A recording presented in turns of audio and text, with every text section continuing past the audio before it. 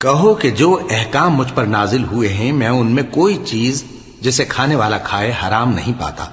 बजुज इसके कि वो मरा हुआ जानवर हो या बहता लहू या सूअर का गोश्त, कि ये सब नापाक हैं,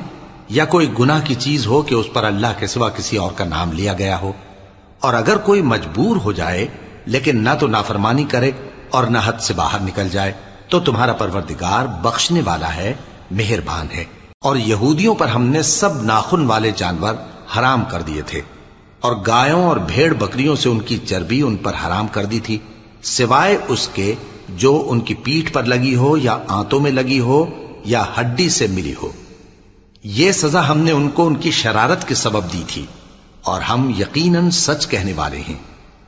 अब अगर ये लोग तुम्हारी तकजीब करें तो ए पैगंबर कह दो, तुम्हारा परवरदिगार बड़ी रहमत वाला है और उसका अजाब भी गुनहगार लोगों से नहीं टलेगा।